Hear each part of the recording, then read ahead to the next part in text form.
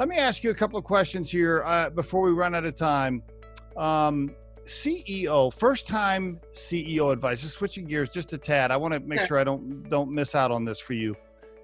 This is your first CEO role, so you've been in it now for 3 years. So I'm assuming there was some learning pieces in there for you. What 2 or 3 pieces of advice would you give first-time CEOs? They just got promoted, especially female CEOs just got promoted. What would you tell them here on this podcast? I would say open mind. Again, just like we stressed, in terms of career path, you want to keep an open mind. I think that kind of learning never ends. And, one might make the mistake that as CEO, you need to have all the answers and everything, everything should be figured out and it's all up to you. And it really isn't. I think the best leader is almost like the opposite of that.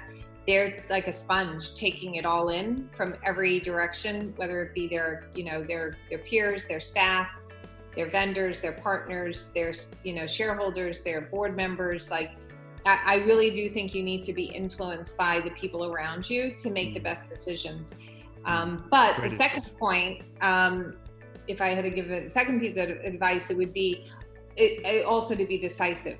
Like, so by being open-minded and getting input from all around you, from the people you trust and the people who are also invested in the success of the business, doesn't mean you should waffle and, kind of be so deferential that you'll just listen to anybody, the next good idea. I think you have to take all that input and assimilate it and make a decision. Strong decisions and stick with those decisions and own them and also be accountable, so I guess the third point I would make is accountability.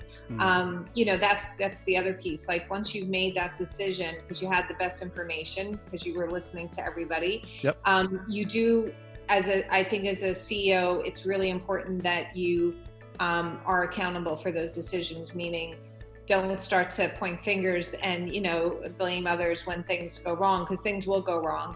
And I think you have to be, acknowledge mistakes are made, they're made every day. And the way we learn is really from our mistakes, and you shouldn't be afraid of making mistakes. And I think as long as you're, willing to own up to whatever that mistake was, be able to report out the learning and be able to kind of course correct and show how, you can benefit from that experience, then the people around you should respect that and should, kind of, give you a pass, and you hopefully don't make too many mistakes. But that's the other piece, is you just have to be brave and own up to it, and not, kind of, shy away from decisions that you made, whether they were the good ones or the bad ones. The Riderflex podcast features entrepreneurs, business executives, and the stories behind how they got there, as well as daily tips on career advice and job interviews. Our show can be heard just about anywhere these days, but you can visit riderflex.com and click on the podcast page to hear all the previous episodes and learn more about the recruiting and consulting services we provide. Contact us at the email address info@riderflex.com or 888-964-5876. Thanks so much for listening, and if you enjoy our show, please be sure to subscribe to our channel and like the episodes.